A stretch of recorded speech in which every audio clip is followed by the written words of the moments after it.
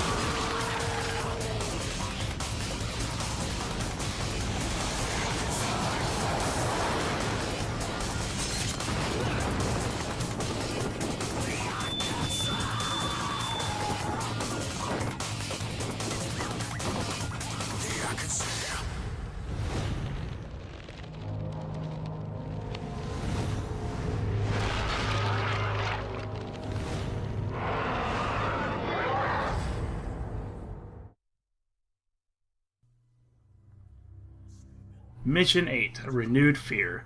Burst forth from the Great Demon's womb. It's actually a pretty short mission too, but at least it has its own boss fight, which is nice. Let's see, we have Gunslinger this time, which is cool. It's one of my favorite styles. And the Shotgun and Kalina Ann, Nevon and Beowulf. Let's get going.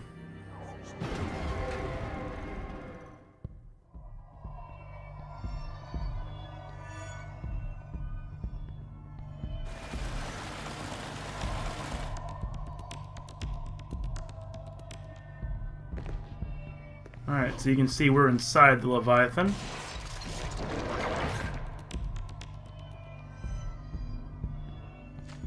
And that's basically the introduction. You have to take these 5 things out to remove the seals from that door so you can continue. So while I'm doing that, I want to talk a little bit more about Virgil, as I mentioned in the last mission. Virgil's an interesting character because he's pretty much mystery. Capcom doesn't really give you a lot of information about him. And Dante doesn't like talking about his brother, it seems, so he doesn't really have a lot of exposition or any kind of expanding of his character except for the very little things that you get from Capcom in the cutscenes. So I'm just going to talk about his motivations. It seems that he doesn't really want to unleash hell or bring the demon world back to humanity. There really doesn't seem to be any motivation for that at all because he never once mentions those kinds of things. He simply is stubborn and bulldoggedly heading towards his objective.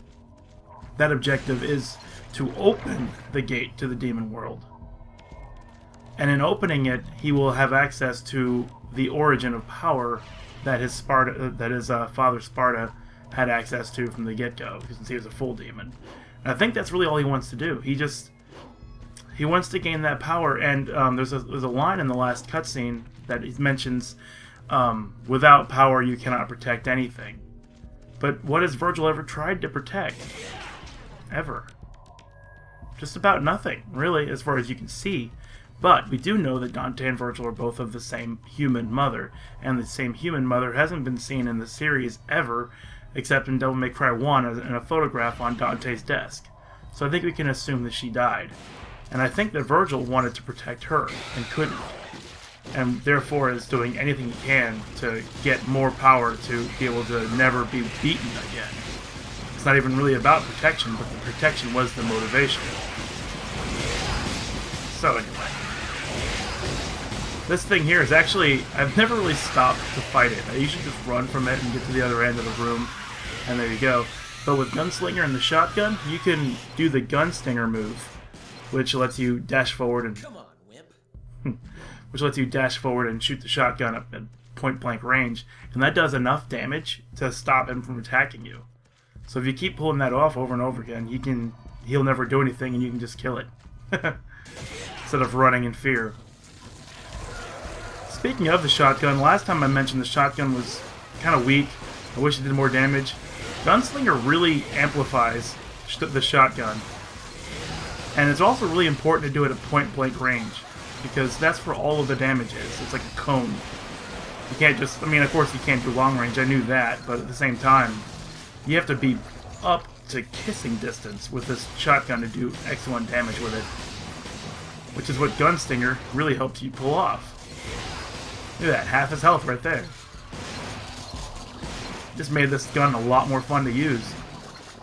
One thing I don't like is when these guys block. Come on, wimp. Something else I didn't know until like today. He says, "Come on, wimp." He doesn't say, "Come on, man." I've always thought he said, "Come on, man." But I just never listened to him all the way through, I guess.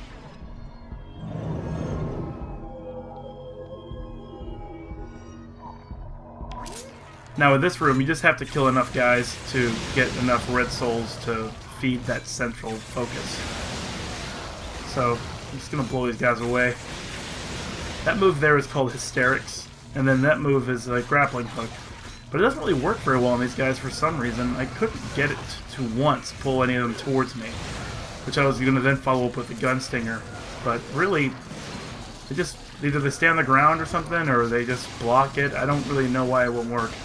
Maybe I'm supposed to press another button, and I'll figure that out later. So I end up using the shotgun quite a bit in here, because these guys are just slow-moving scythe wielders, and they're just very susceptible to the shotgun blast, because they walk into it.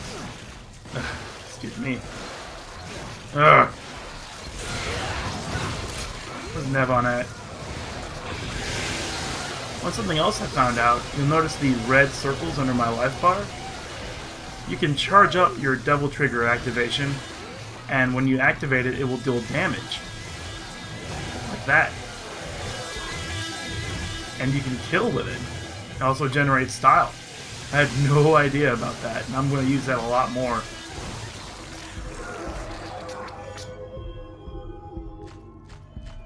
Also, check that out. Did you see it? We are behind the Leviathan's eyeball. There's Temin Negru in the background there. Did I say behind? Well, we are behind the eyeball, sort of, but not the ball itself. And this, I guess, is what gave him light to see, like how the body processes light for information. We just yanked that out of his eyeball.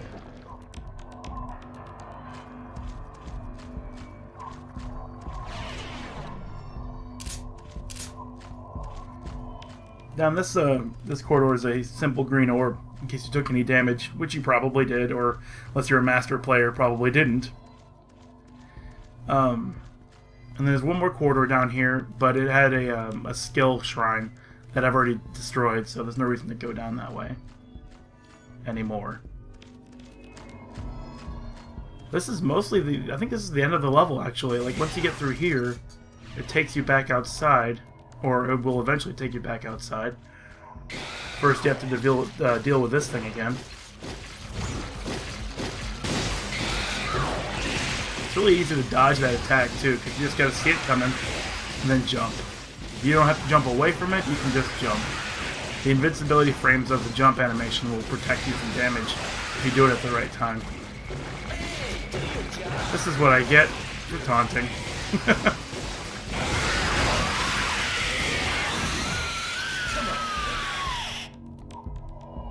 Sometimes I forget to taunt regularly, so then I just use it without thinking, and then I get hit. But yeah, so once you get through here, I believe, you'll end up back outside. Yeah, over this way. And then you have to go back down to the school bus, which basically brings the whole level full circle. Only now we have enemies to fight.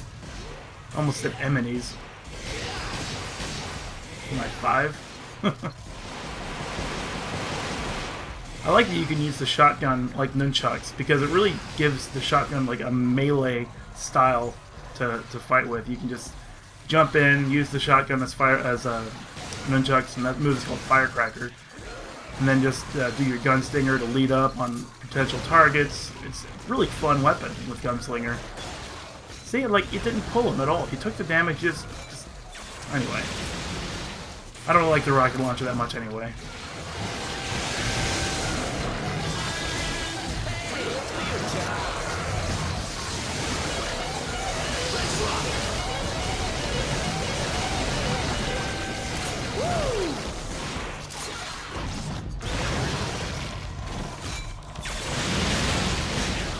However, Hysterics isn't so bad when there's like one enemy in a corner or something. But it does such light damage that it's not really something I would want to use like as a weapon, I guess, a damage dealing tactic. Boom. Alright. Top of the school bus, back to the hole from the beginning. And now it's darker, so you're pretty much going to guarantee getting hit from these acid pools. I try to avoid them, but see, it's like you get 1 foot visibility. It's so hard to avoid this stuff.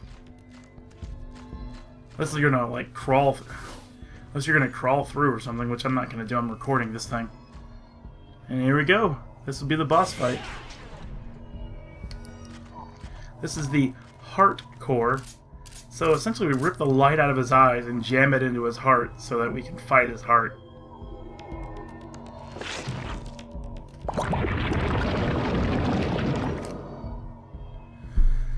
Now the side organs are what you need to fight first, because the middle organ is protected. So the side organs each have different roles. This one will steal your Devil Trigger gauge, so you want to take it out first, I think, because your Devil Trigger gauge is what can heal you. It's pretty important. It also helps you with your damage. So long as you're damaging his thing, he will never steal any of your Devil Trigger gauge from you. Once you take out one of them, you can attack the core itself. But it might be a little difficult to get in there with all these guys swarming around. The left organ will actually take all the orbs that are dropped from the enemies that are here. Now you see why I don't think it's important, is because I don't actually try to kill any of the enemies who are here, instead focusing on the boss itself. Plus you can use them to jump upon, so you can get double and triple jumps while shooting the shotgun point blank at its heart. So, it's pretty useful to have them around rather than kill them. However, he doesn't think so. He'll kill them all anyway.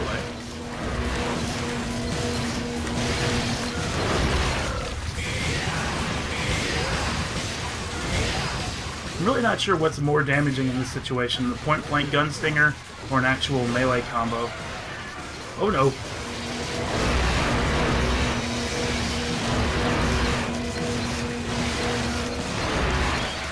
Again? He doesn't usually repeat himself this quickly. It takes so much damage to get hit by that laser. And it's so easy to dodge. I don't really know why I keep getting hit by it. But I mean, I've done several rehearsals of this level, and I always get hit by it at least a couple times, so I didn't worry about it anymore. I'm just bad at dodging, I guess. Which will be really fun if I do a Let's Play of Bayonetta. The game is all about the dodge. But I would like to do one. I like that game quite a bit. And I think it was like one of those games that still has cult status as being a good game, despite how good it really is. It's not like something everyone knows. The common gamer knows, you know, Call of Duty and that kind of stuff. They don't know anything about Bayonetta. Plus it has some hilarious cutscenes. Anyway, enough about another game. More about this game. But you basically rotate this routine from the beginning to the end, and you'll win as long as you don't get hit. Duh. It does kind of suck to watch all those red orbs get sucked away, though. I really wish I could have gotten some of those, like the green orbs at least. But there you go.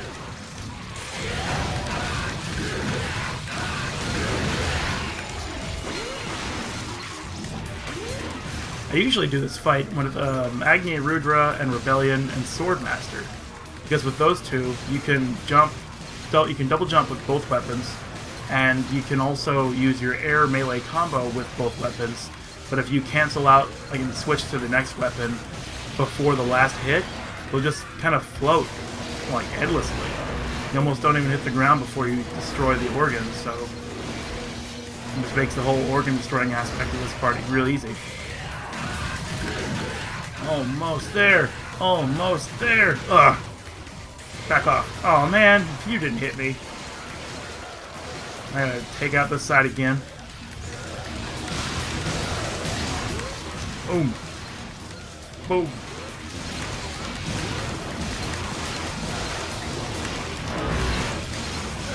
Now you can use those poles in the center of the screen to do that grab spin thing that you can do in like the strip club in the beginning of the game and some of the other places in this level or in this game. But I mean, that's only if you're gonna focus on killing the bad guys. So again, unnecessary, but it's still a cool touch. Still a cool touch. I kind of have to renege my statement from earlier in the first couple videos of this, where I said that you don't get a very good chance to use that move very often. I mean, I've been dead wrong since the beginning. There's been one like every 2 levels. Excuse me, sir. I'm gonna take out your heart. Ugh. People once cried out in fear of this tower. Timid grew. A foundation that brought out fear.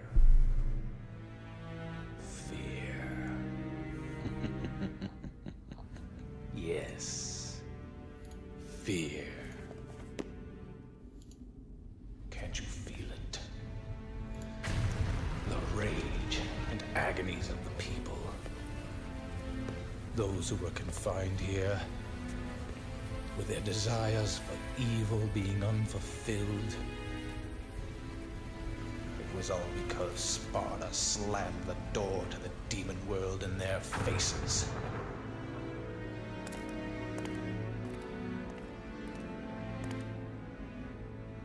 What's wrong? Nothing.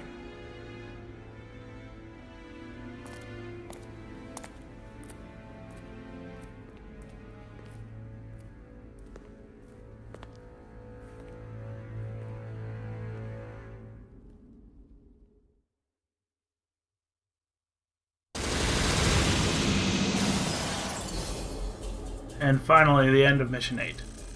A couple long cutscenes there. And it's interesting, actually, I just thought about this. Virgil asked Arkham, what's wrong? Now, Virgil doesn't seem to be the kind of person who would be, like, consoling him or caring about any of the problems he has. But about what I said about him earlier, maybe he's hypersensitive to the desire to protect. And there is something that Arkham was trying to protect that you'll see later on. Or maybe I'm just making it up because I'm a total fan of the series and I want it to make sense to me. That's probably more like it. But anyway, thank you very much for hanging with me on Mission 8, and I'll have Mission 9 out pretty soon. I am working quite a lot lately, though, so it might take a while.